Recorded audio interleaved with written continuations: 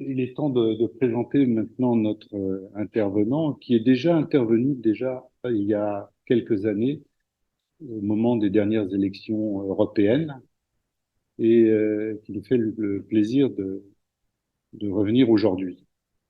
Euh, le titre À l'Est de nouveau, bien sûr, c'est un titre qui fait écho au roman d'Erich Maria Remarque sur À l'Ouest, rien de nouveau, disait un commandant allemand dans cette Première Guerre mondiale, euh, se trompant bien sûr lourdement. Et à l'opposé, aujourd'hui, il y a quelque chose de nouveau à l'Est. C'est pas simplement la guerre, c'est aussi, et c'est ce dont nous voulons parler aujourd'hui, c'est de l'élargissement vers l'Est de l'Union européenne. Ça donne une nouvelle dimension à la construction d'un espace de paix et de prospérité qui a été voulu après la Seconde Guerre mondiale. L'intégration de ces nouveaux pays, auparavant communistes ou dépendants de l'Union soviétique, a marqué la fin d'une période, celle de la guerre froide, et esquissé l'espoir heureux, semble-t-il, d'un temps nouveau porteur de progrès démocratique, économique et social. Ces pays aspirent à se rapprocher de notre mode de vie. C'est ça aussi. Mais est-ce que ce n'est pas justement cette peur de l'extension de la démocratie et de la vie européenne, hein, aux marges de la Russie qui a conduit celle-ci à vouloir reconquérir des territoires qui semblaient, que Vladimir Poutine estimait lui appartenir? Certes, elle présente l'OTAN comme la menace principale et avec elle les États-Unis. Cependant, n'est-ce pas une guerre contre l'Europe et son développement démocratique qui est en cours? L'Europe peut-elle, par sa force intégratrice financière, économique et surtout politique, qui est encore à construire, constituer la meilleure façon de s'opposer à la guerre? C'est une question. Il semble que les nouveaux États de l'Union participent pour la plupart, même ceux qui pratiquent une démocratie parfois limitée selon les normes de l'État de droit, participent donc activement aux réactions contre cette invasion de l'Ukraine. Cette volonté d'aller de l'avant, d'être même force de proposition et d'action, ne témoigne-t-elle pas de leur attachement aux principes de l'Union et peut-être de ce qu'elles apportent à ce que d'aucuns ont appelé la vieille Europe? Pour autant, d'autres pays devraient la rejoindre. L'Europe peut-elle encore grandir sans être, sans devenir plus fragile?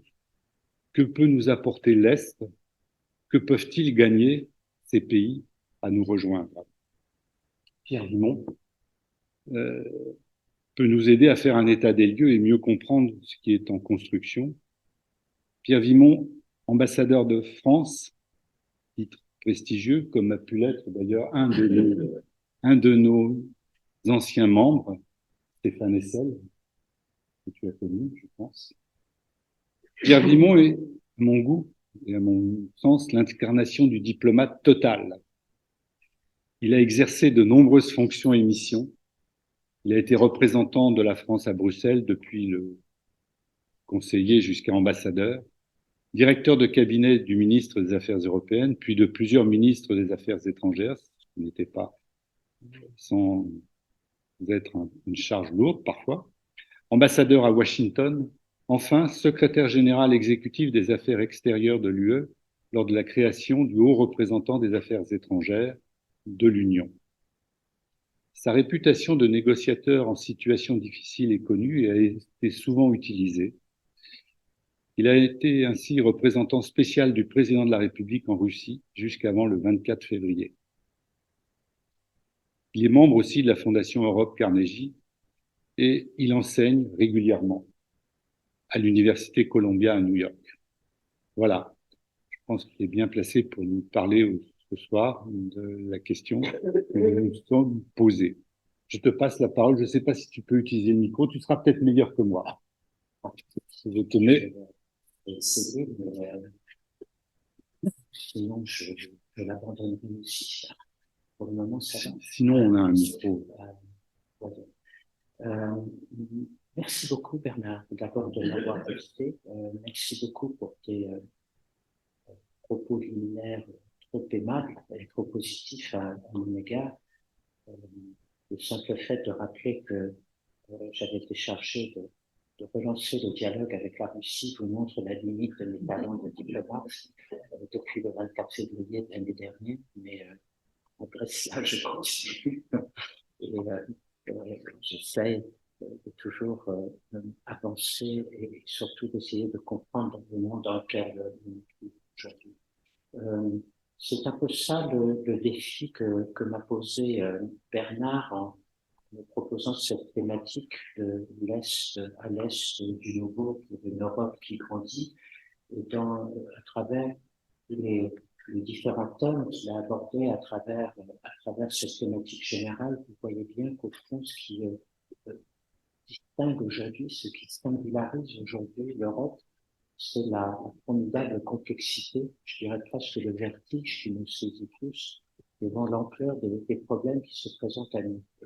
Et au fond, moi, ce que je voulais faire aujourd'hui avec vous, plutôt que à nouveau se contenter de décrire cette complexité et d'en rester là, ce que j'entends malheureusement trop souvent à travers les conférences auxquelles j'assiste.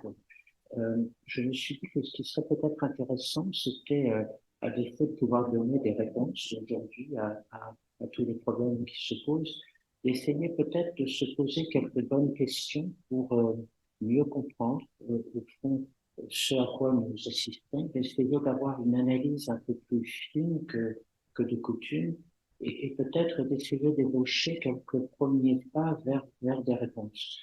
Je serai très modeste à cet égard-là, parce que je pense que l'Europe traverse en effet une phase tout à fait essentielle de profonde transformation, et que personne à l'heure actuelle n'est sans doute capable de pouvoir définir la fin de ce processus. Et peut-être d'ailleurs, on n'en aura pas.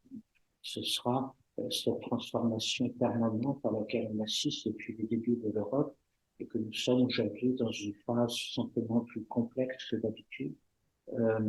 Et que donc il faut être encore plus modeste.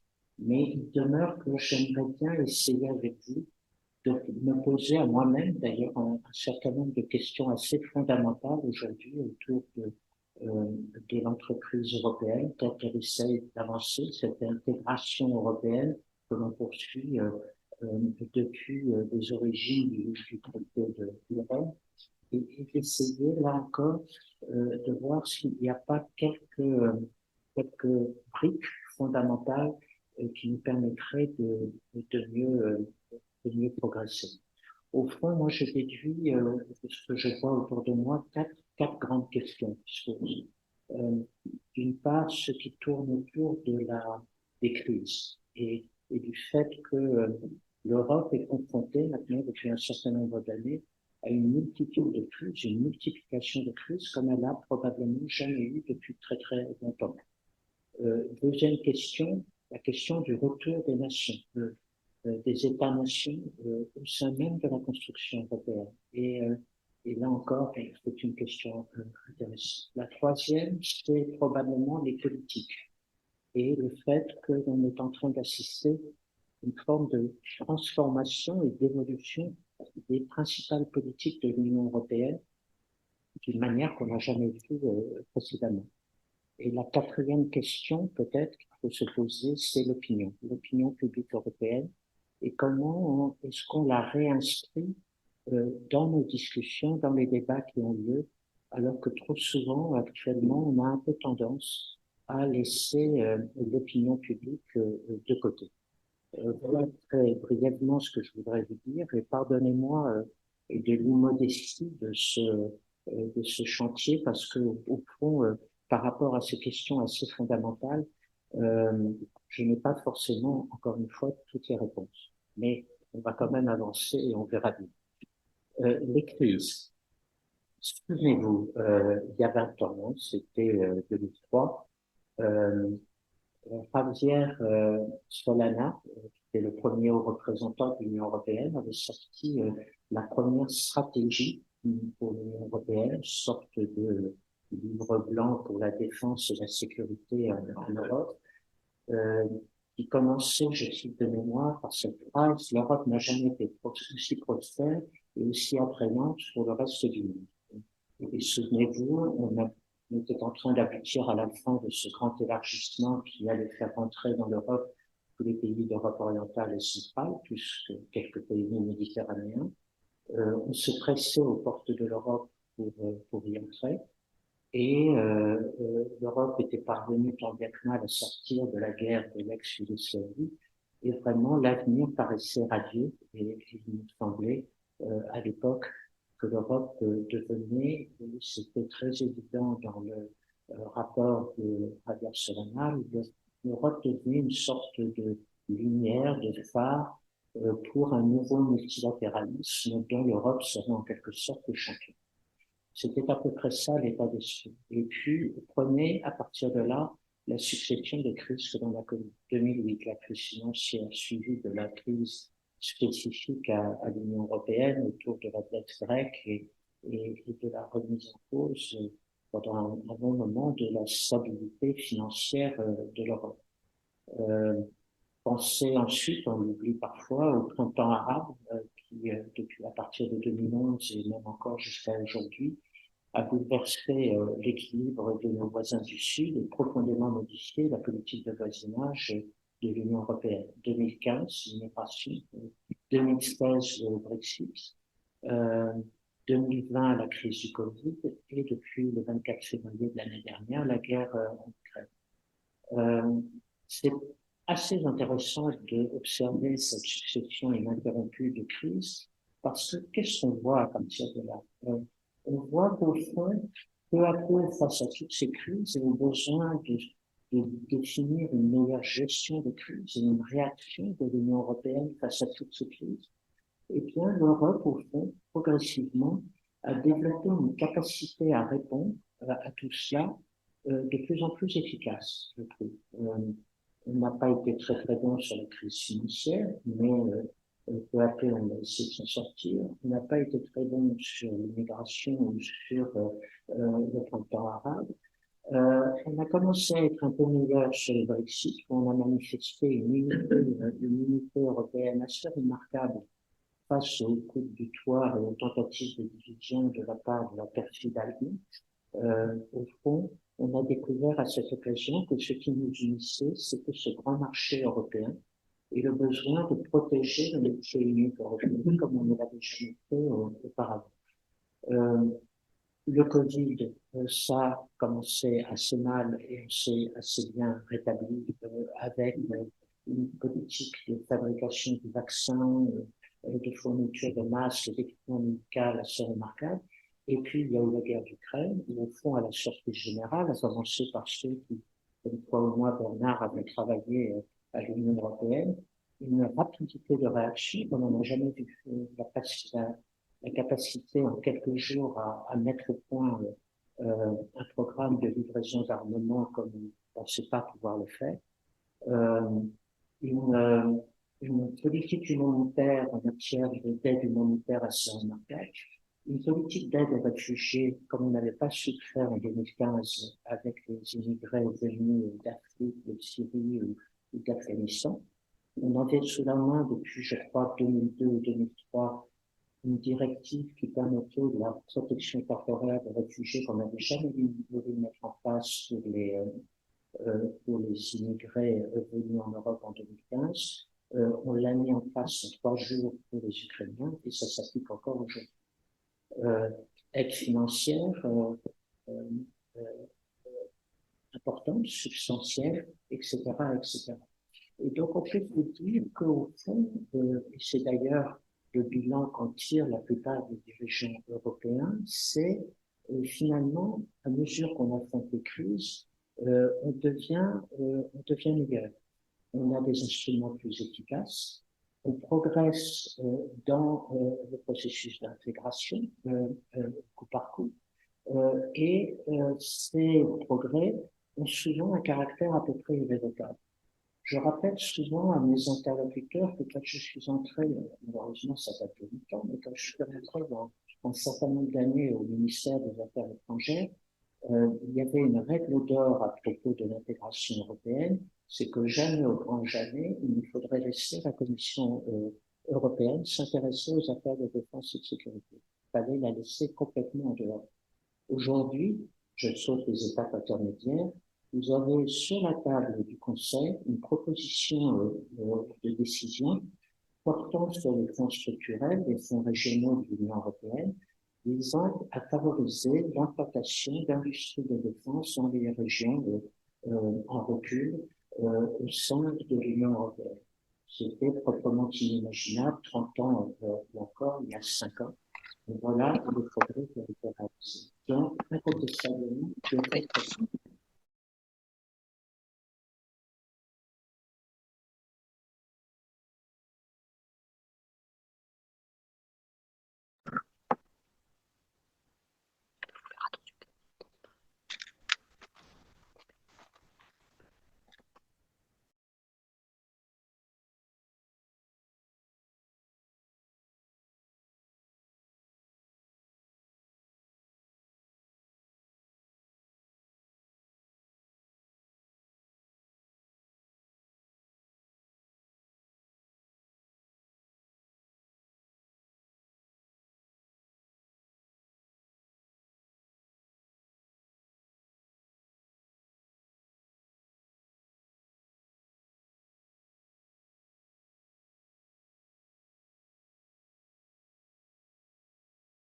Il demeure que c'est quand même à la fin, les décisions qui comptent sont celles qui sont prises par les États ou par nos alliés américains, mais traitées par les institutions européennes.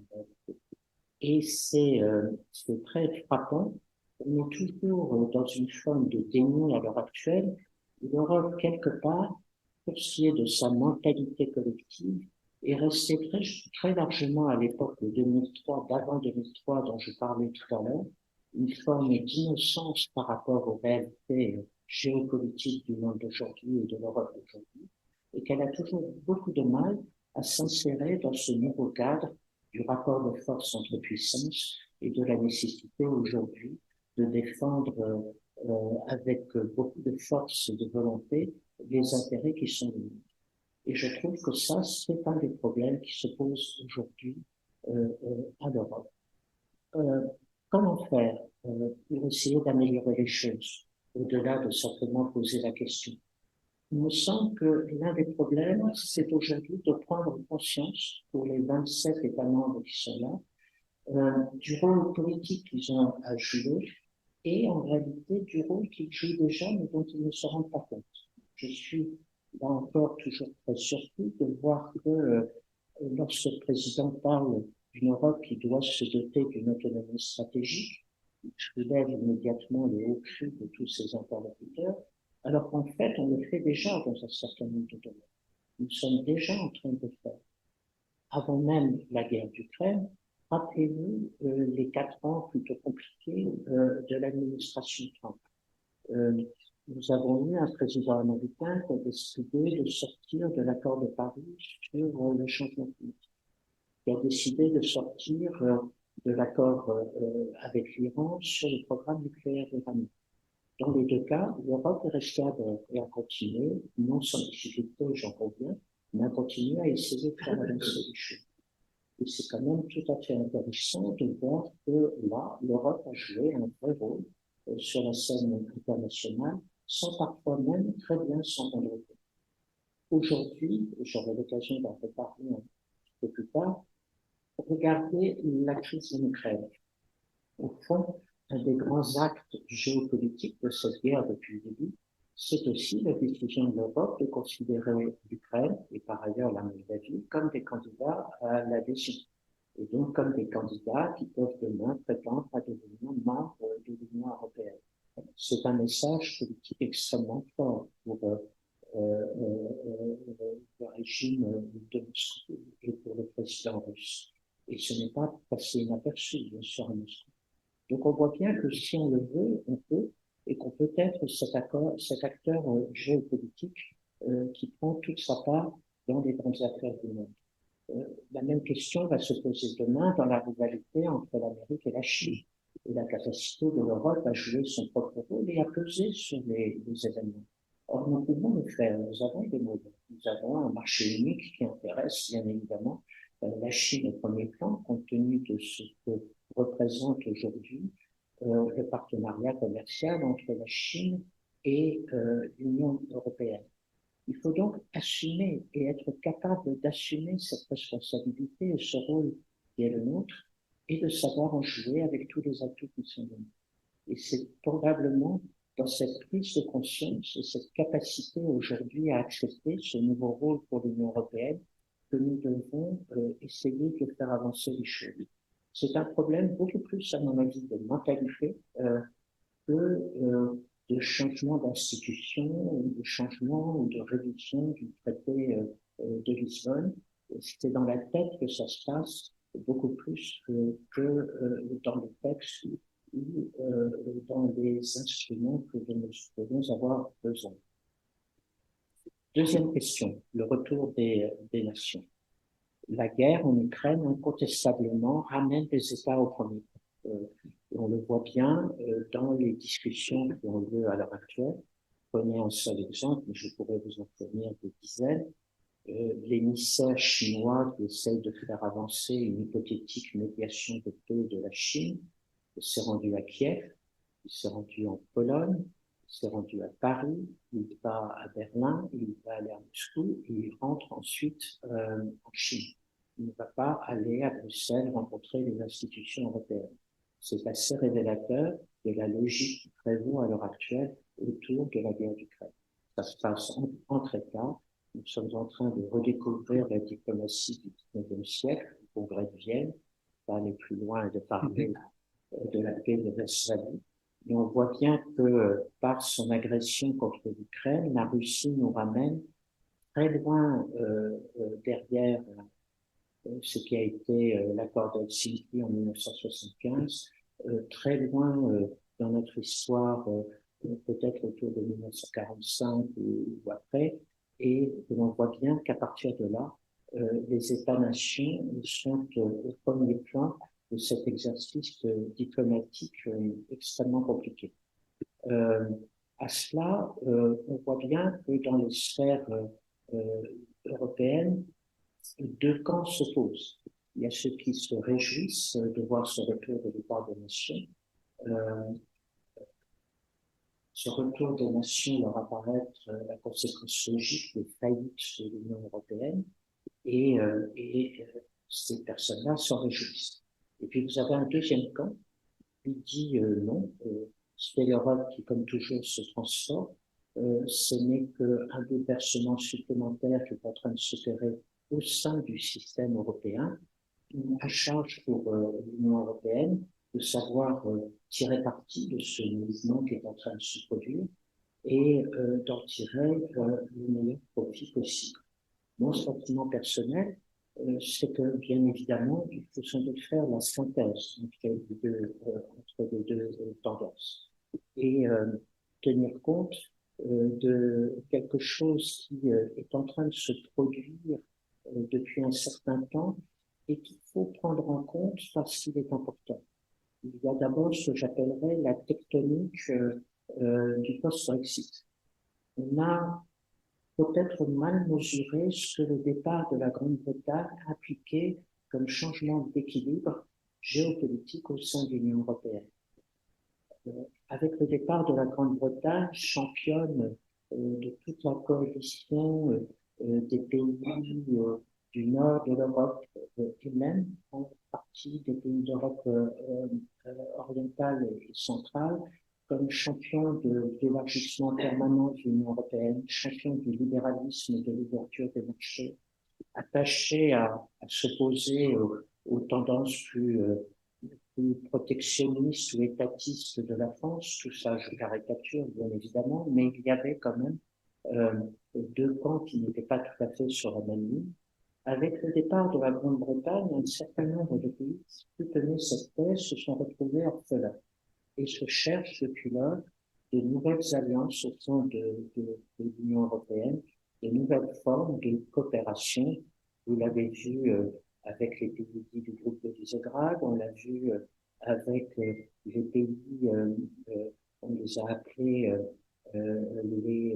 les atlantistes ou autres autour du chef de file qui était les Pays-Bas. On le voit avec l'Italie qui cherche à se rapprocher avec certains pays de l'Europe centrale. On le voit avec la Pologne qui constitue l'alliance des trois mers et qui essaye de regrouper autour d'elle les pays baltiques, la Roumanie, la Bulgarie et quelques autres. Tout ça, actuellement, foisonne, se multiplie et donne le sentiment d'une activité diplomatique permanente. Et je crois qu'il faut être conscient de cela. Deuxième exemple de ces mouvements en cours, les pays qui ne sont pas de souligner que le centre de gravité maintenant se déplace vers l'Est. Avec le renforcement de la puissance militaire de la Pologne et de ses voisins face à la menace russe, avec le sentiment que le tandem franco-allemand a un peu de mêle et un peu de mal à se comprendre, avec la perspective de l'élargissement de l'Union européenne à l'Est, comme tu soulignais, Bernard, dans tes propos introductifs, beaucoup disent, au fond, on est en train d'assister à un changement de paradigme au sein de l'Europe, où l'équilibre géopolitique se déplace peu à peu de l'Atlantique vers le centre, vers cette nouvelle Europe que tu mentionnais également tout à l'heure. Et là encore, certains disent, c'est le signe que l'on entre dans une grande période de désordre, on ne pourra plus compter sur la stabilité du couple franco-allemand et il faudra probablement inventer quelque chose de nouveau. On voit même des pays comme les Pays-Bas, que je citais tout à l'heure, se proposer parfois comme médiateur entre la France et l'Allemagne, comme on le voit ces derniers temps, pour essayer de rabibocher les deux capitales lorsqu'elles ont du mal à se comprendre. Donc là encore, une évolution en cours dont certains pensent qu'elle peut être terriblement dangereuse pour l'Union européenne et aboutir éventuellement à son affaiblissement. Moi, je suis de ceux qui pensent que, loin de là, et si là encore nous prenons conscience de ce qui est en train de se passer, nous devons prendre la mesure de ce phénomène et le traiter comme on l'a traité dans le passé pour d'autres exemples de forces centripètes ou centrifuges, je ne sais jamais laquelle c'est, mais en tout cas de forces qui ont tendance à nous éloigner les uns des autres. Il me semble qu'au fond, ce à quoi on est en train d'assister, c'est peut-être à une Europe plus souple, plus flexible qu'elle ne l'a été dans le passé, et avec lequel il va falloir peut-être demain composer avec plus d'agilité et plus de souplesse que nous avons su faire dans le passé. Et que c'est ça qu'il faut essayer de rechercher. C'est-à-dire, plutôt que d'essayer de revenir dans la rigidité des institutions telles qu'elles existaient par le passé, de donner peut-être la possibilité d'être plus libéral et plus souple dans les relations entre quelques pays qui ont envie d'avancer ensemble, plus qu'ils ne faisaient dans le passé. Le traité de Pernier sont des coopérations renforcées. Pourquoi ne pas favoriser ce genre de choses à mesure qu'on a? Troisième question, les politiques, telles qu'elles se présentent aujourd'hui. On voit bien par rapport à ça, par rapport à ces nouvelles politiques, il y a au fond trois ou quatre grandes remises en cause en train de s'opérer aujourd'hui. Tout ce qui relève de la sécurité et de la défense, tout d'abord, je disais un mot tout à l'heure, et on voit bien qu'avavec la guerre d'Ukraine, on avance très vite. On constitue aujourd'hui des trésors de guerre pour apporter des aides militaires à l'Ukraine, bien évidemment aujourd'hui, mais demain à d'autres partenaires de l'Union européenne si nécessaire. On voit bien qu'on est en train de se doter progressivement de capacités opérationnelles comme on n'en avait jamais connu avant. Et on voit bien que dans le travail de coopération et de collaboration avec l'OTAN, qui ne va pas sans difficulté, peu à peu se dessine l'idée d'une complémentarité entre les deux organisations, avec des alliés américains de plus en plus préoccupés par la situation dans la région de l'Indo-Pacifique et de plus en plus décidés à, je dirais, mettre l'essentiel de leur effort militaire dans leur compétition avec la Chine. on voit bien que par rapport à ces évolutions-là, l'Europe va devoir assumer une part plus importante du fardeau militaire qu'elle ne le faisait par le passé. Et tout ceci a comme conséquence, bien évidemment, qu'il faut être capable de transformer notre politique commune en matière de sécurité et de défense de manière beaucoup plus ambitieuse qu'on le faisait par le passé. Deuxième chantier, la sécurité économique, dans lequel je mettrai tout ce qui concerne la politique industrielle, qui est en train de se dessiner lentement au sein de l'Europe, la politique commerciale, qui est en train d'évoluer là aussi, la recherche et l'innovation, notamment par rapport à tout ce qui concerne l'économie verte, mais pas seulement, penser à l'intelligence artificielle, tout ce qui concerne la sécurité cyber, etc., etc. On voit bien que là encore, il va falloir faire des transformations fondamentales et que tout comme en matière de défense, lorsqu'on osait parler il y a quelques années de politique industrielle, la réponse immédiate était de nous répondre il n'en est pas question. Quand on pensait à introduire davantage de contrôle et davantage de réciprocité en matière de politique commerciale, on nous disait jamais de la vie, il faut rester totalement ouvert. Tous ces postulats sont tombés aujourd'hui. Et maintenant, les discussions à Bruxelles sont possibles dans tous ces domaines. Et donc, il y a là des changements assez fondamentaux liés encore une fois aux évolutions géopolitiques et il faut savoir en tirer le meilleur parti. Et puis, la troisième évolution et le troisième gros dossier, bien évidemment, serait celui de l'élargissement. Avec probablement, pour des raisons, là encore, géopolitiques, l'instrumentalisation, en quelque sorte, de l'élargissement à des fins très, très politiques. Lorsqu'on parle aujourd'hui de faire entrer l'Ukraine et la Moldavie, ce n'est pas du tout dans les mêmes conditions que celles qu'on envisageait à l'époque. On pensait à faire entrer la Pologne et les autres pays de l'ancien camp soviétique. C'est aujourd'hui, avec des considérations proprement géopolitiques, que l'on songe à aller vite, à peut-être inventer des nouvelles formes d'élargissement par étapes pour faire en sorte que ces pays n'aient pas le sentiment, une fois de plus, qu'ils vont rester à la traîne et attendre pendant des années et des années, mais que très très vite et le plus vite possible, on puisse les faire bénéficier de mesures concrètes et de politiques concrètes pour leur donner le sentiment qu'ils sont déjà partis à la famille européenne. Et tout ça, bien évidemment, doit s'accompagner de réflexions sur comment on fait entrer ces pays dans une Union européenne qui elle-même a besoin de se réorganiser et de se réadapter. Et là, vous retrouvez le vieux débat qu'on connaît depuis des dizaines d'années et qu'on a à chaque fois expérimenté à l'occasion des élargissements, c'est on élargit, mais en même temps, on approfondit. Et la vérité que l'on se refuse tous à admettre, c'est qu'à chaque fois, ce débat s'est terminé par le succès de l'élargissement et par l'échec de l'approfondissement. Bien évidemment, on a fait le traité de Maastricht, on a fait le traité de Lisbonne, on l'a fait dans un cadre institutionnel qui n'a pas été fondamentalement modifié, et il est très probable que ce sera la même chose cette fois-ci. Là encore, il faut se dire la vérité. Il ne faut pas se cacher que, alors que l'on parle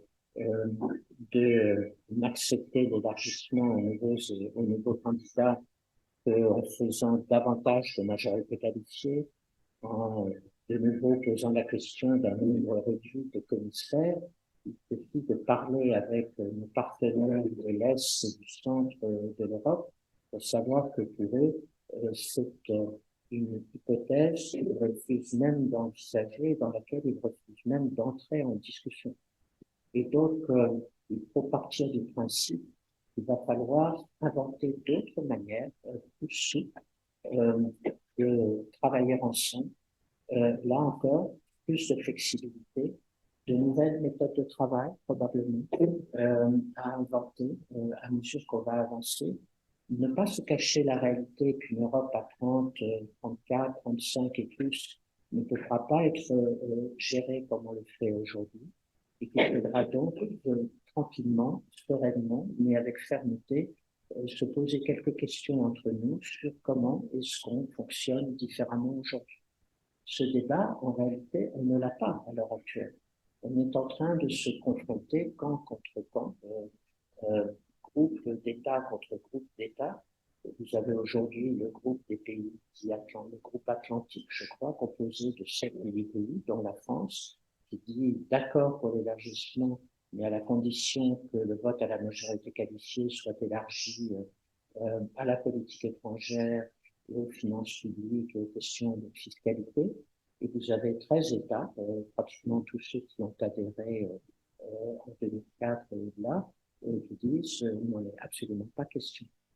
Donc on voit bien qu'on est en fait en face d'un mur et que plus que jamais, il faut commencer à réfléchir à la manière de faire une synthèse et de trouver peut-être d'autres formules qui nous permettent d'avancer dans le sens du fonctionnement de l'Union européenne un peu plus efficace qu'il ne l'est à l'heure actuelle.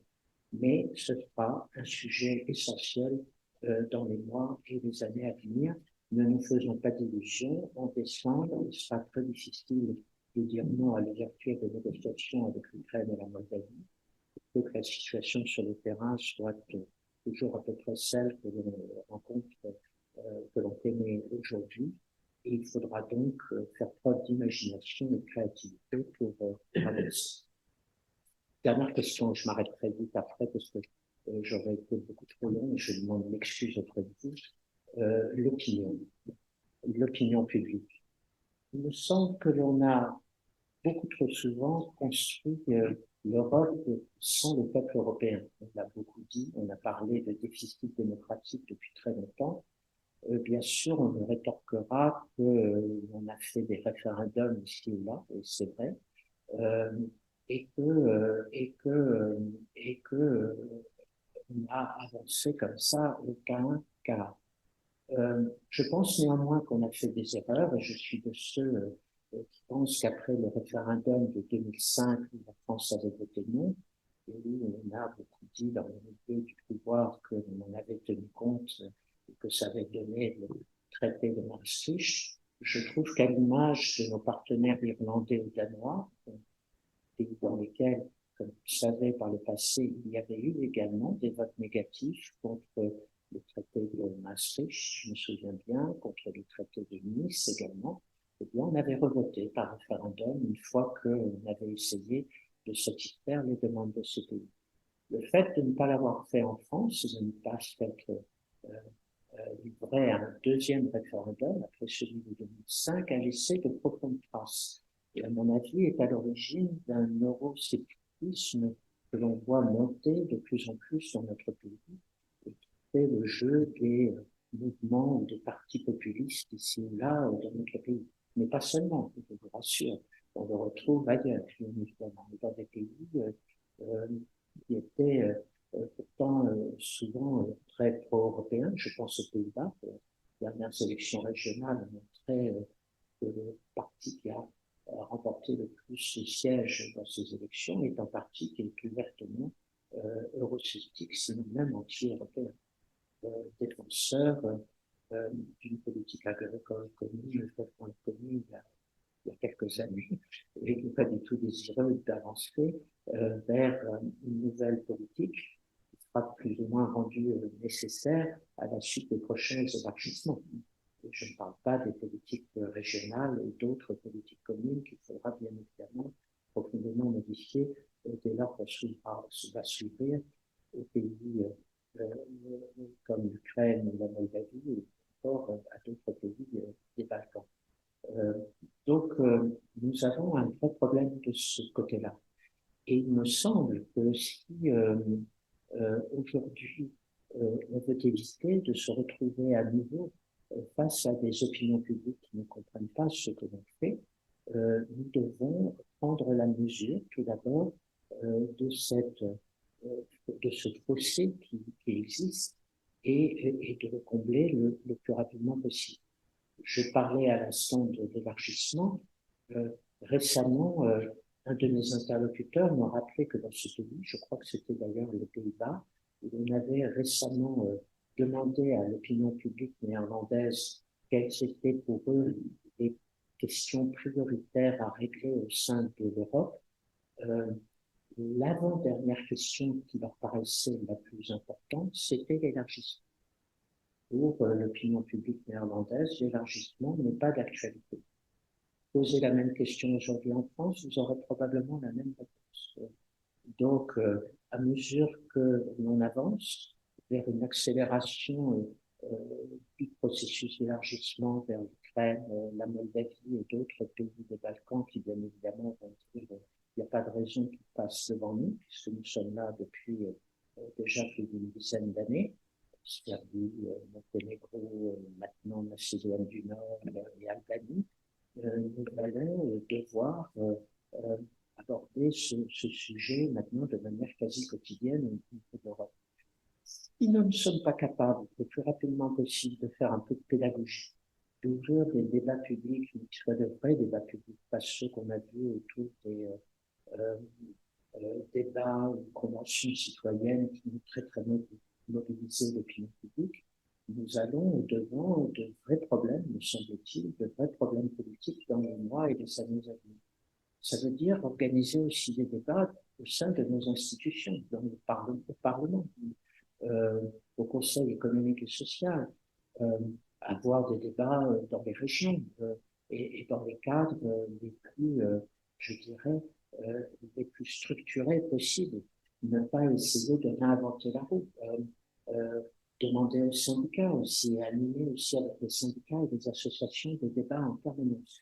Il y a cet énorme travail que nous devons faire, mais, comme à un an des élections européennes, nous aurons aux prochaines élections européennes des résultats qui vont nous surprendre et qui vont nous mettre tous, et en tout cas certainement, le projet européen en difficulté.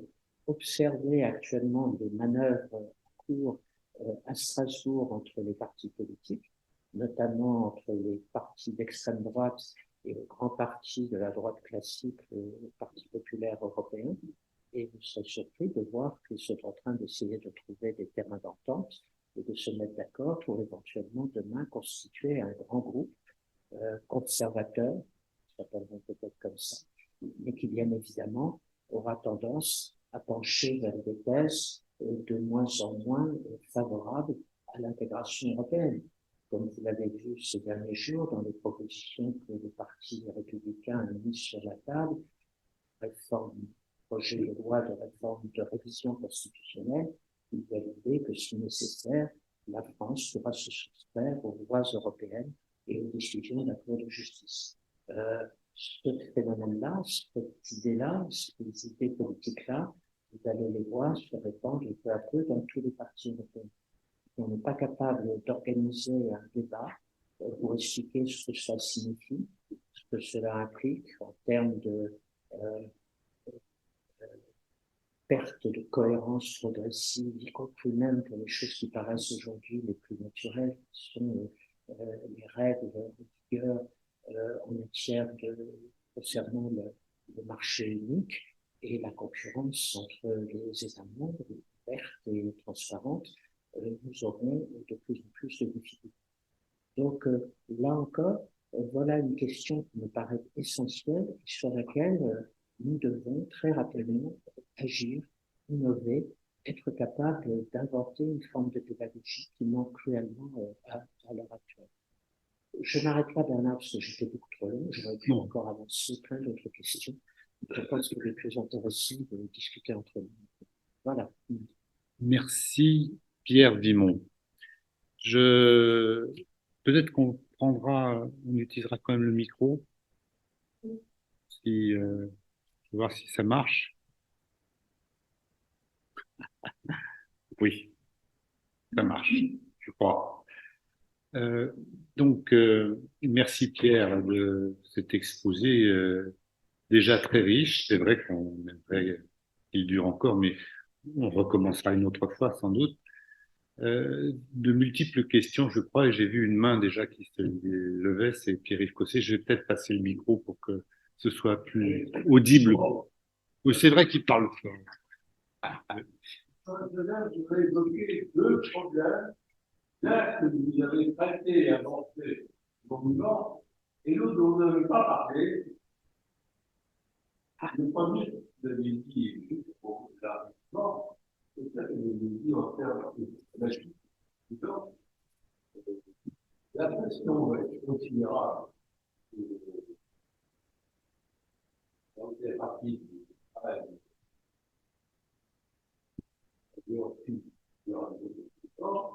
Dans des conditions qui sont pas du tout normales, dans une pression américaine, et la majorité des États ne veut pas que le système change. On ne voit pas comment ça peut marcher. Et non, le risque de pas du tout. L'Europe s'était fait avoir monté. On était très comme mal que même les pays. C'est une sagesse, pas des compromis. Voilà, c'est tout de même, et c'est très rapide.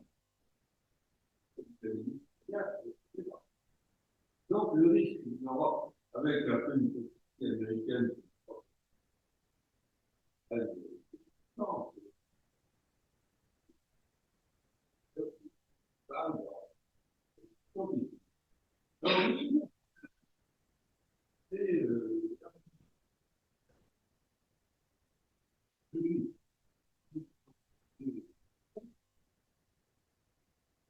C'est non des tantôt. La question majeure, une fois que l'Europe a décidé de faire, évidemment, si elle réussit, le risque d'échouer est aussi. Définir une stratégie, après,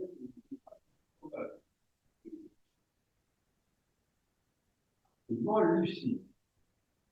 Alors, comment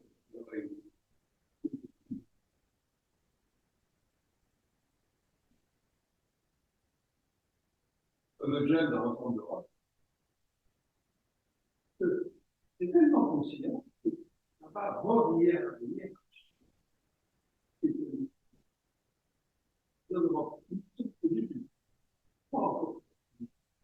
Ça peut être central. Alors, l'Europe, comment on va faire? D'un côté, nous avons ces deux.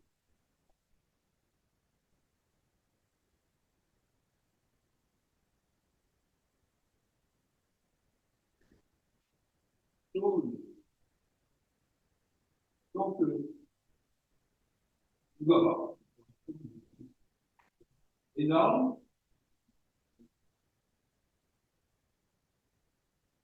Sur votre premier point, vous avez tout à fait raison.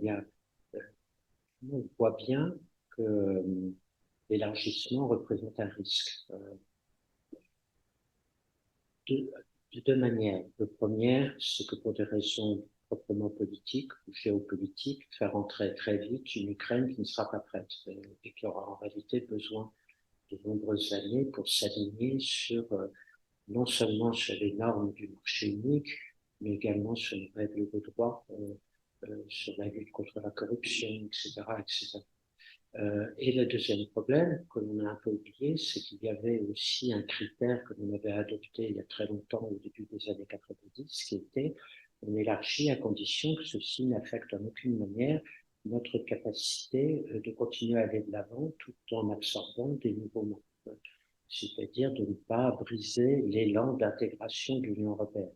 Or, le risque, vous l'avez bien souligné, c'est qu'en prenant à bord de pays qui ne sont pas prêts, en créant énormément de problèmes pour toutes les politiques qui existent à l'heure actuelle, nous prenons le risque de déstabiliser, de déséquilibrer le projet européen. En même temps, et là pour le coup, je serais moins critique que vous vis-à-vis des États-Unis, parce que indépendamment de la pression américaine, et les Américains, je dis une parenthèse, sont en effet très désireux de faire entrer l'Ukraine et d'autres pays dans l'Europe, mais pas du tout pour nous déstabiliser. Au contraire, ils ont plutôt envie que l'Europe reste stable. Je dirais que pour eux, c'est peut-être dans l'immédiat pour leur éviter d'avoir à prendre l'Ukraine dans l'OTAN, ce dont ils ne veulent pas. En tout cas, tant que l'Ukraine sera en guerre ouverte avec la Russie. Donc, je ne crois pas qu'il y ait de mauvaises intentions de la part de l'Amérique. L'Amérique comprend pas toujours très bien le système européen, donc elle pense, voilà, vous avez qu'à faire entrer l'Ukraine, le problème est réglé, et puis vous vous débrouillez avec ça ensuite. Le vrai risque, vous avez tout à fait raison, c'est que nos grandes politiques communes vont devoir s'adapter à cette réalité.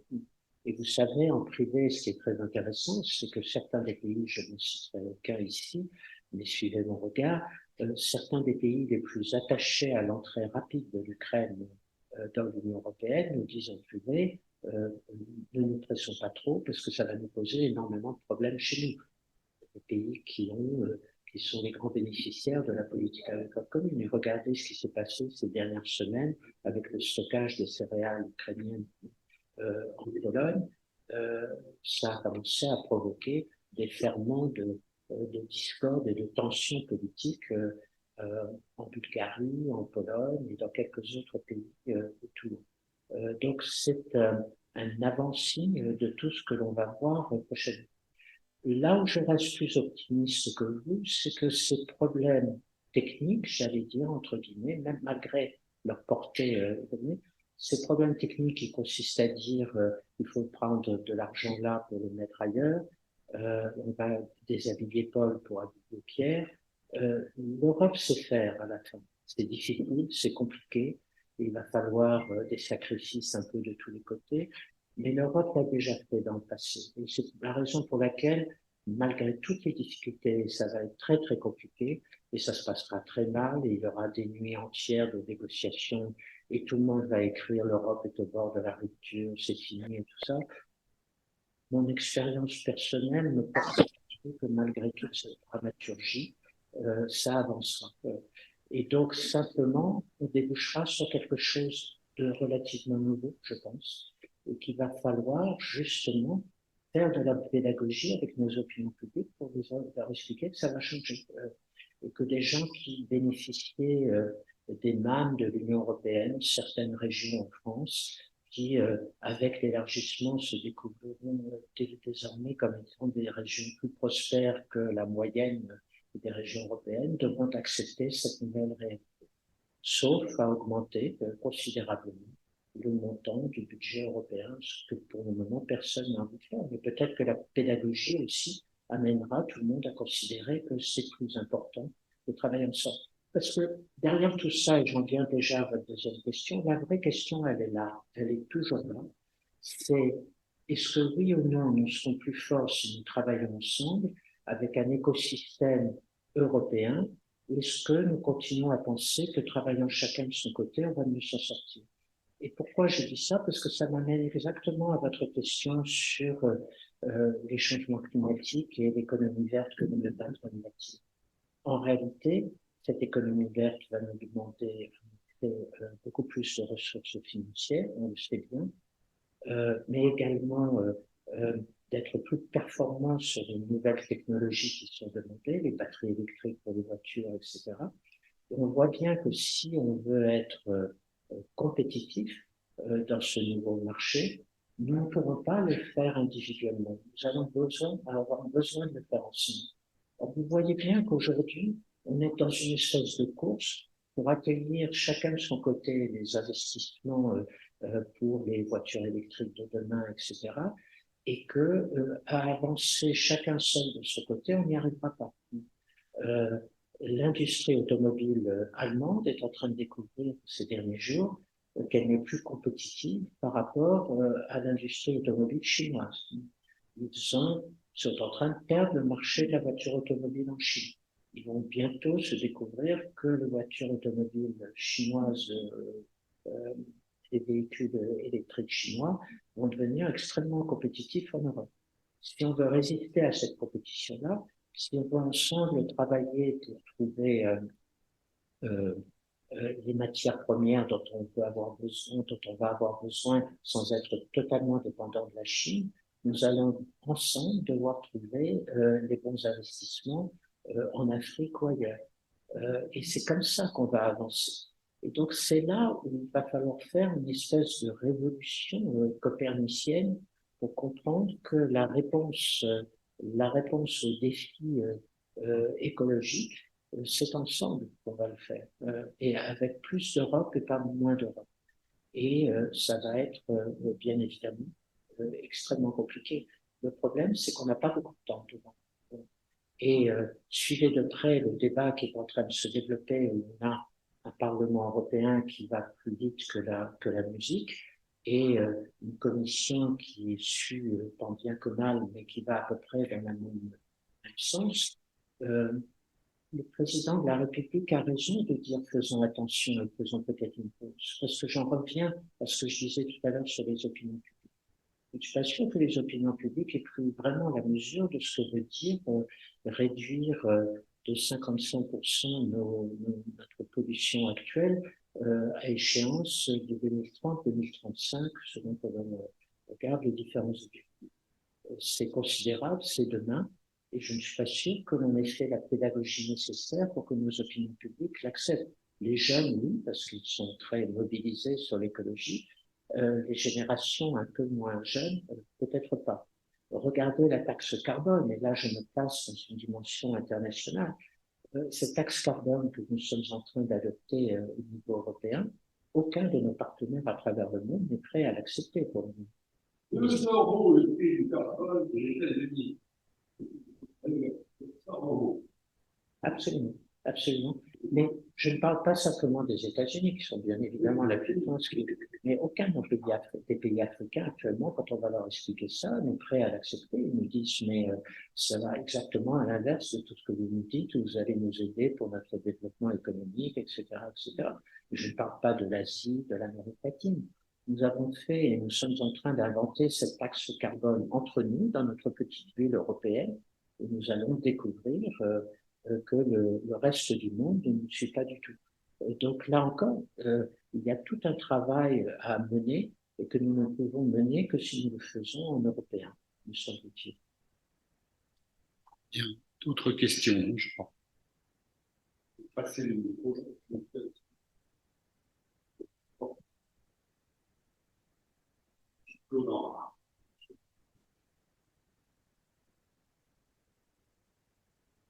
Quelques remarques et questions.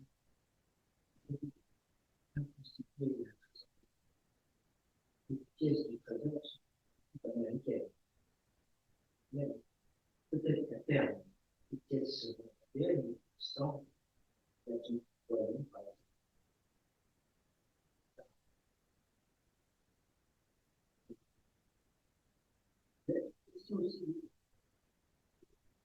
Donc, les catholiques, c'est Macron a proposé l'espèce d'antichambre. Est-ce que c'est intéressant par rapport à ce qu'on a fait vis-à-vis des pays de l'Est? Et on a voulu être dans l'Europe sans qu'il y ait véritablement. Et peut-être qu'il aurait fallu qu'il y ait des très linéaires, parce qu'on voit bien que les niveaux de vie sont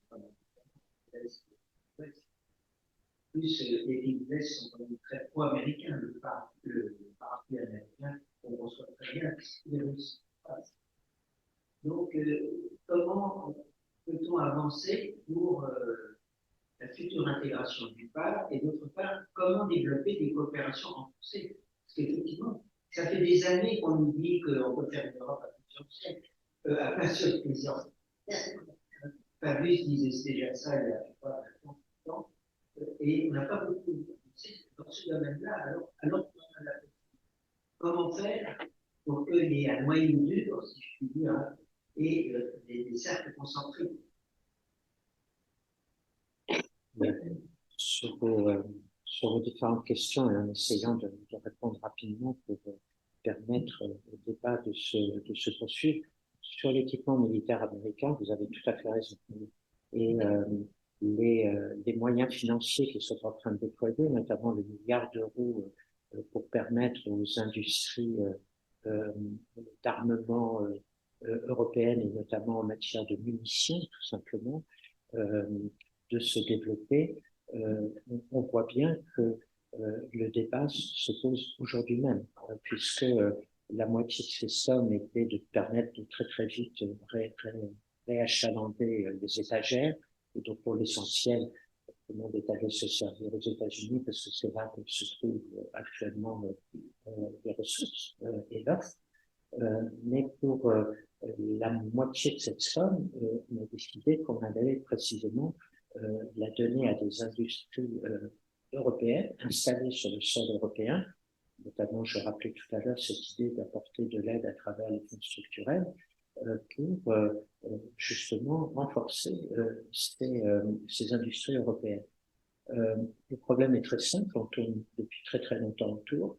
C'est exactement ce que je disais tout à l'heure pour l'écologie, c'est s'habituer peu à peu à l'idée qu'il faut peut-être mieux travailler ensemble plutôt que de travailler chacun dans son coin, voire même de créer des collaborations avec les industries outre-Atlantique. Après tout, la France l'a fait aussi, elle est aussi coupable que les autres. C'est difficile, on n'est pas habitué à ça, mais il faut le faire. Pourquoi est-ce que je garde un petit peu d'espoir? Parce que je crois qu'aujourd'hui, la pression est telle et l'urgence est telle que c'est des choix politiques majeurs qu'il va falloir prendre dans les années qui viennent. Si on rate ce coche-là, le déclin industriel européen, à mon avis, sera à peu près irréversible. On a déjà raté un certain nombre d'étapes au cours des 10 ou 15 dernières années. On les voit aujourd'hui en matière de télécommunications, etc. Alors qu'au début des années 2000, on se tenait dans un rang tout à fait contenable. On voit bien qu'aujourd'hui, on est très très loin derrière. Et donc, si on ne fait pas ça tous ensemble, on restera derrière. Donc oui, il faut le faire. C'est une chance unique. L'Europe, on l'a dit, et je le disais encore au début de cette conférence, parfois c'est dans la crise qu'elle arrive à bouger. On y est, et c'est le moment un peu de vérité pour l'Europe. Antichambre, oui et non, de l'élargissement. Au fond, ce qu'on est en train de faire, c'est plutôt ce que j'appellerais l'élargissement par étapes.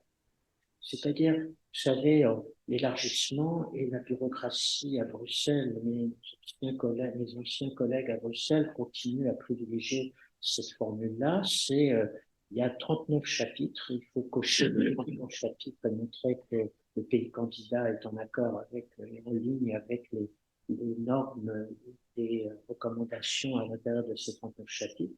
Une fois que vous avez les 39 chapitres, vous rentrez. Et donc, ça peut durer 5, 10, 15, 20, 30 ans. La Turquie, ça dure depuis encore plus longtemps.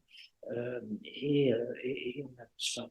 L'idée, qui a d'ailleurs été avancée par la France, mais à un très mauvais moment, parce que ça avait bloqué à l'époque l'entrée l'ouverture des négociations avec l'Albanie et la Macédoine du Nord, l'idée française, c'était de dire, mais pourquoi est-ce qu'on ne ferait pas des entrées progressives par bloc, gardant pour la fin, bien évidemment, la cerise sur le gâteau qui est vous siégez enfin dans les institutions bruxelloises, à la Commission, au Conseil, mais avant, vous pouvez commencer à bénéficier d'un certain nombre de politiques, voire même de Schengen, politiques structurelles, etc.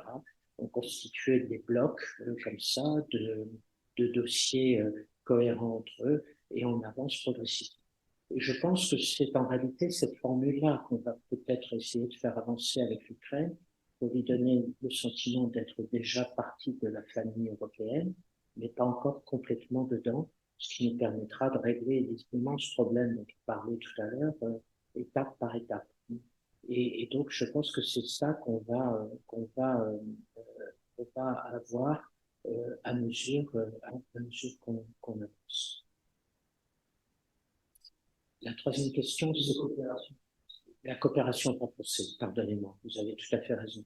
La coopération renforcée, ça a toujours été très, très difficile jusqu'à maintenant. Mais là encore, reprenant un peu l'argument que j'ai trouvé pour le reste, maintenant, c'est l'heure de vérité. On va se retrouver à des moments où si on veut avancer dans tel ou tel domaine et si d'autres pays résistent, je pense en particulier aux questions de défense et de sécurité, eh bien, certains pays avanceront tout seuls, ensemble, en informant les autres, de manière, à mon avis, tout à fait essentielle, en ayant à bord des représentants des institutions européennes pour montrer qu'on ne fait pas ça en cachette, mais en avançant si besoin. Si demain on estime qu'il est important d'être présent en Afrique avec des forces militaires parce que la région sera en train de brûler, et si certains de nos partenaires nous disent qu'ils n'ont pas envie de se joindre à nous, ben, pas grave, on ira de l'avant dans le cadre de ces coopérations renforcées. Mais il me semble que ce qui est important, c'est d'avoir l'instrument disponible qui est là et de l'utiliser enfin, plutôt que d'essayer d'en inventer d'autres qui ne feront que retarder les choses. Et donc c'est pour ça qu'il me semble que plutôt que de se perdre dans les révisions du traité, la recherche de nouvelles formules magiques institutionnelles, profitons de ce qui existe là, mais utilisons-le intelligemment avec toute la flexibilité nécessaire.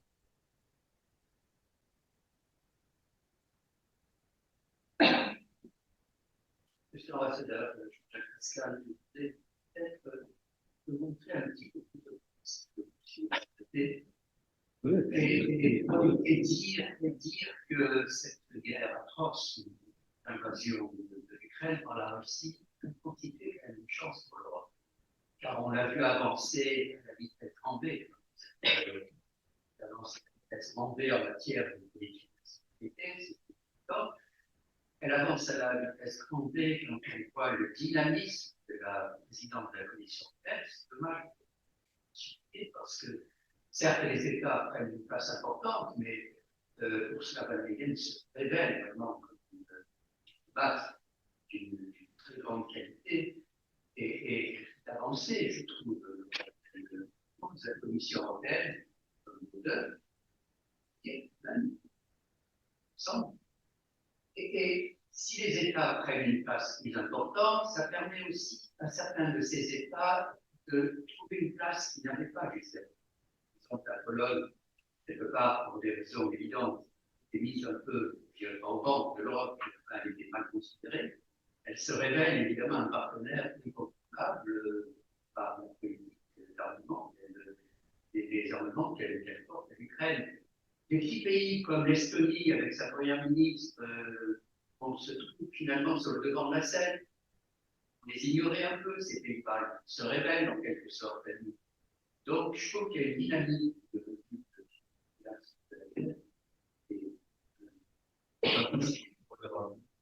et je suis peut-être un tout petit peu au regret de constater que vous n'avez pas mentionné jusqu'à présent cette autre dynamique de l'Europe, le premier plan des règlements climatiques.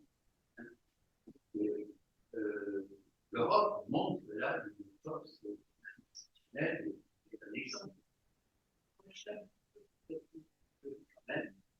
Par contre, je suis très intéressé par la dernière question que vous avez faite sur cet effort d'intégration progressive finalement de nouveaux membres. Je crois que c'est une idée vraiment, il me semble qu'elle est à retenir. Je suis un petit peu plus dubitatif sur les coopérations renforcées. Bien sûr, elles existent dans les traités, mais ne pensez-vous pas qu'il y a peut-être dans les coopérations renforcées justement de scinder l'Europe, différents groupes, et rendre peut-être certaines coupures irrémédiables, alors qu'il y a une dynamique qu'on peut essayer malgré tout de promouvoir envers et contre tout, même si on rencontre des difficultés, plutôt que de s'enfermer dans des coopérations renforcées qui vont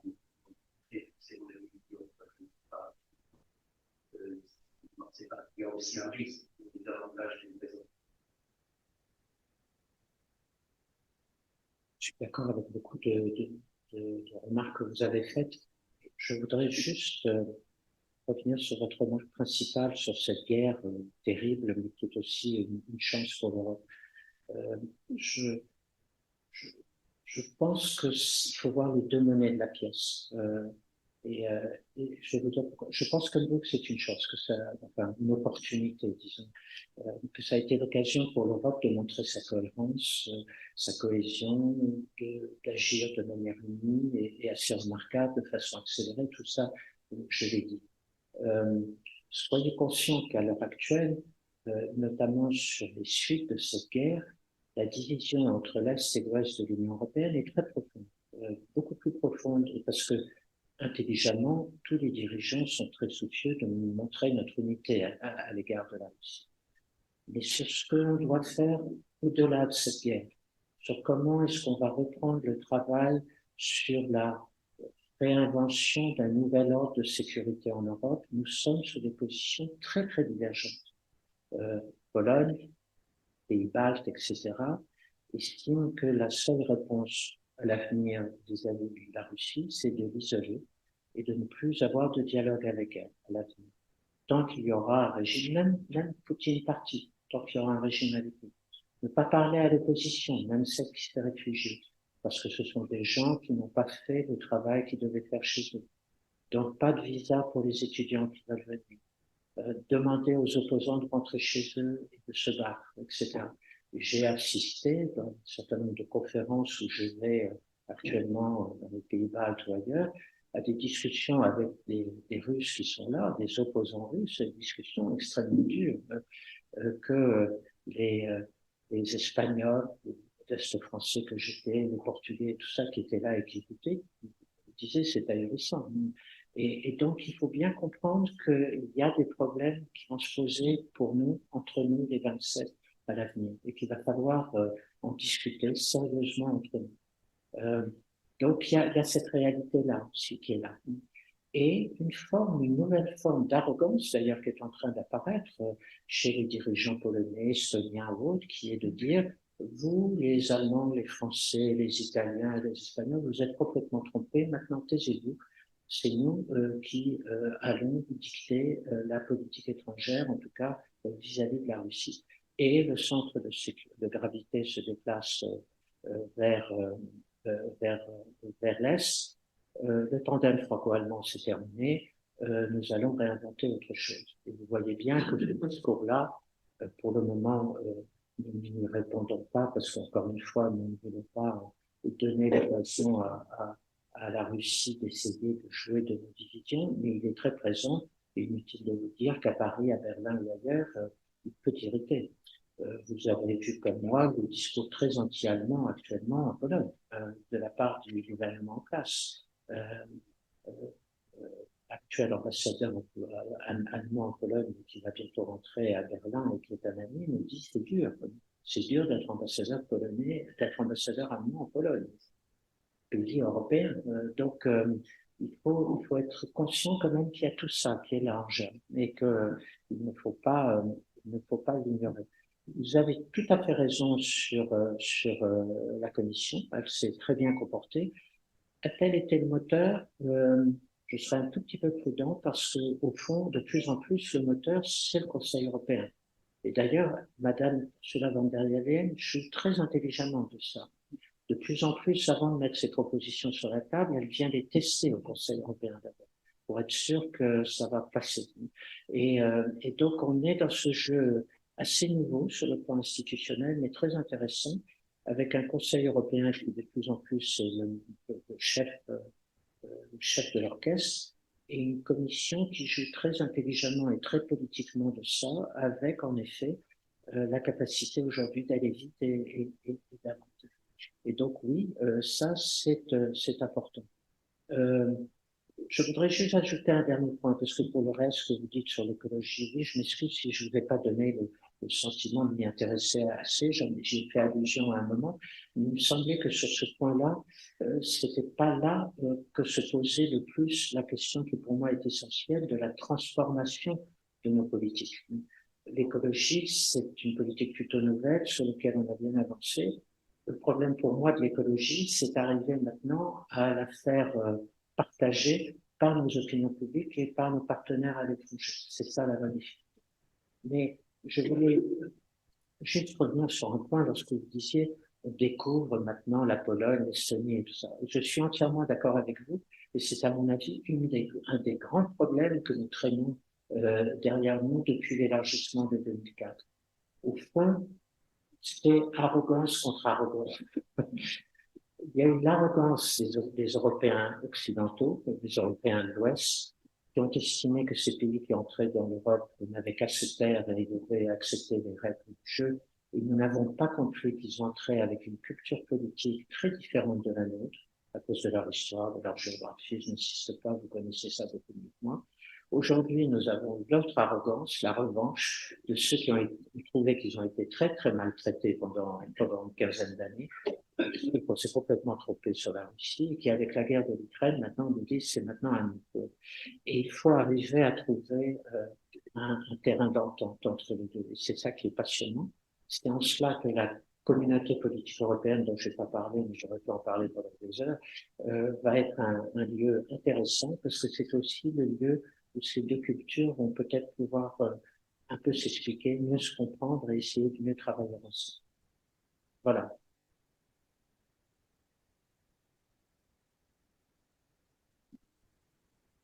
Il y a des gens qui suivent la conférence en vidéo de moi. Il y a une personne qui est madame peut-être au premier écoute chez nous, qui est conseillère départementale, elle était membre des régions d'Europe. Elle a rencontré quelqu'un qui est Pierre Elbron, on va expliquer que patron d'Ukraine. Elle se pose la question sur le problème de l'entrée d'Ukraine. Vous en avez déjà parlé en Europe. Pas, par exemple, le sujet de la corruption, qui n'est pas réglé, comment faire pour accepter un pays qui est adopté. Et d'autre part, sur le fait qu'on commence déjà à passer à la reconstruction et à pouvoir intervenir dans la reconstruction.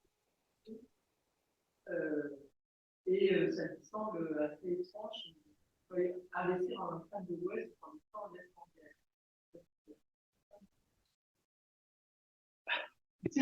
guerre.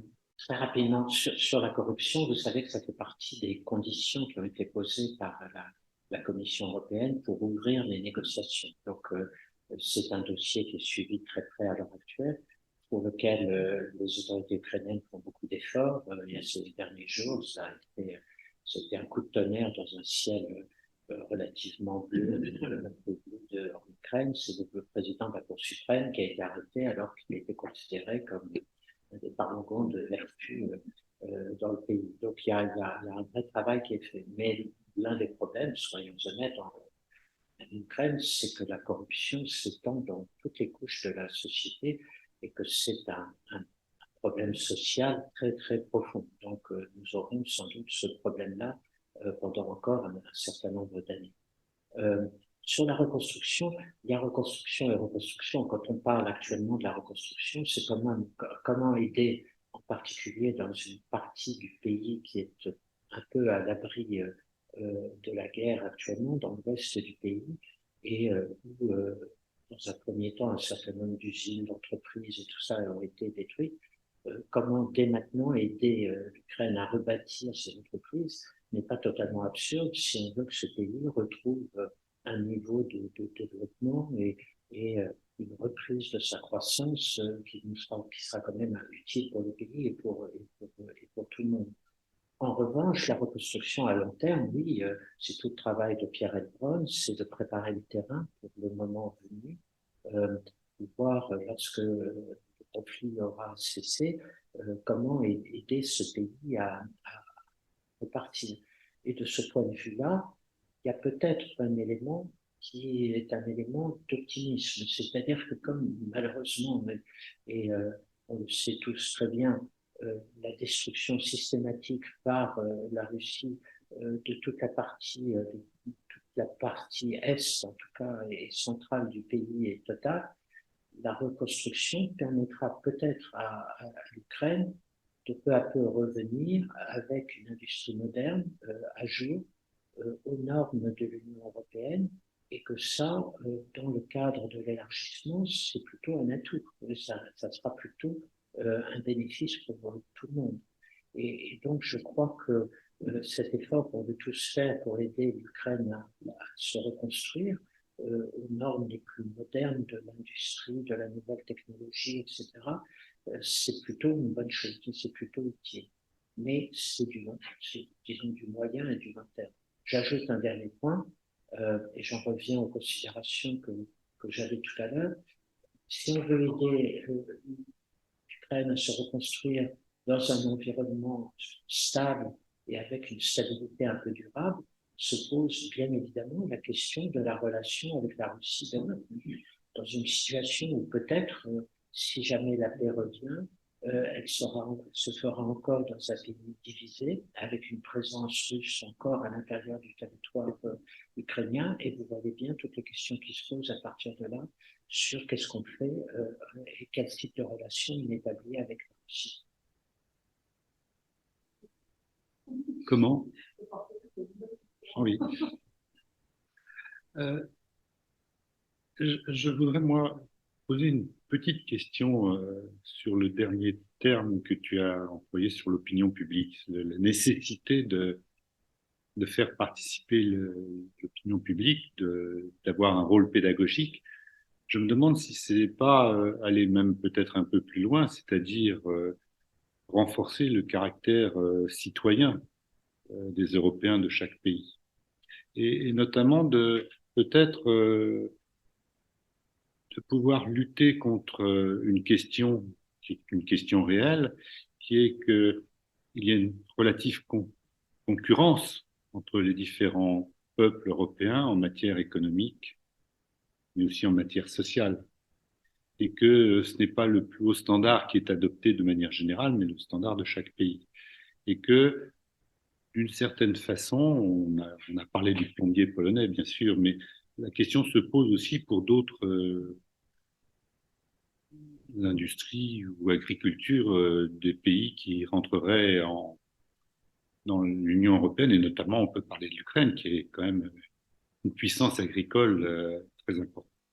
Donc la question, comment peux-tu imaginer ce débat, cette dispute même peut-être au niveau des citoyens européens sur la nécessaire convergence des économies, mais aussi des systèmes sociaux. Or, c'est peut-être en laissant espérer quelque chose de cette envergure-là qu'on pourra peut-être faire accepter plus facilement un élargissement à des pays qui actuellement ou à des citoyens qui actuellement ont peur de cet élargissement pour leur propre pays. Voilà, c'est ma question. C'est pas une question simple, mais comment pourrait-on faire? Comment imagines-tu qu'on puisse donner l'envie? Tu parlais de l'envie hein, d'Europe à un plus grand nombre encore, et notamment aux anciens européens. Je pense, et je reviens toujours à ce que je disais tout à l'heure, il faut commencer par expliquer ce que c'est que l'élargissement, justement, et ce que ça veut dire pour les pays qui sont très en retard, qui ont certains atouts en matière économique ou autre, et que donc, bien évidemment, en entrant dans l'Europe, ils veulent pouvoir maximiser ces atouts, ces avantages. Et que donc, tout le débat autour du plombier polonais, quand on disait c'est inacceptable, il faut vous mettre au même niveau que les autres, les Polonais, mais je pourrais parler des Bulgares dans d'autres domaines, des Roumains, disaient mais alors quel est quel est l'intérêt pour nous d'entrer dans un marché européen? Donc tout ça, c'est affaire de transition, de le système social dans ce pays qui peu à peu monte au même niveau que les autres. Et si on n'explique pas ça au départ à nos opinions publiques, à nous, dans les pays occidentaux qui sont beaucoup plus favorisés par ce côté-là, on arrive aux situations qu'on connaît désormais où il y a des blocages et où on retrouve des tendances protectionnistes, etc., etc. Et c'est ce travail-là qui n'a jamais été fait. C'est-à-dire qu'on a présenté l'élargissement trop souvent. Il avait été fait au moment de l'Espagne. Il a été fait, oui, au moment de l'Espagne, mais l'Espagne, quand même, quand même, moi j'ai vécu, toi aussi, tu te souviens, Oui. le drame des fraises espagnoles dans Oui, le sud-ouest, oui, je m'en etc. souviens. Et on a justement trouvé des On formules a trouvé de des transition, etc. Et encore une fois, le niveau économique et social de l'Espagne dans son entrée dans l'Union européenne était autrement plus élevé que celui de certains, en tout cas, des pays d'Europe orientale et centrale. Mais ce que je regrette, c'est que dans le débat public, on n'a jamais fait cet effort d'explication et d'expliquer tranquillement que cette concurrence qui était là, à terme, elle serait bénéfique à tout le monde parce que précisément, on aurait un marché unique, peu à peu des marchés qui seraient pour nous également très bénéfiques et que l'un dans l'autre, on s'y retrouverait. Et que tout ce travail-là n'a jamais été fait. Et que avec le nouvel élargissement qui apparaît à échéance de plus en plus rapprochée, si on ne fait pas ce travail-là, on va retrouver exactement les mêmes problèmes, peut-être même encore plus accentués. Et c'est ça qui, moi, m'inquiète beaucoup. C'est qu'au fond, dans notre pays, je serais même plus général, on a rarement des débats de politique étrangère qui relèvent depuis toujours d'une sorte de compétence exclusive de l'exécutif. On est quand même un des rares pays en Europe à l'heure actuelle qui n'a toujours pas eu un vrai débat sur l'Ukraine, sur la guerre de l'Ukraine. Vous l'avez eu partout dans tous les parlements européens, vous n'en avez pas eu à l'Assemblée nationale, et même au Sénat. Et donc je trouve que ça, c'est vraiment un de nos vrais problèmes de fond. Voilà. Bon, pas d'autres questions? Bon, je crois qu'on termine sur une note optimiste quand même dans l'ensemble, même si on sait que les difficultés sont devant nous. Je te remercie beaucoup, Pierre, d'être venu. Nous avons beaucoup apprécié ton exposé ce soir et je pense que effectivement d'autres occasions nous permettront peut-être de reprendre le débat, peut-être avant ou après les élections européennes qui se profilent, comme tu viens de le dire. La difficulté que vont avoir les Européens à se décider pour un nouveau Parlement européen l'année prochaine n'est pas acquise. Voilà. Merci beaucoup, Pierre. Merci.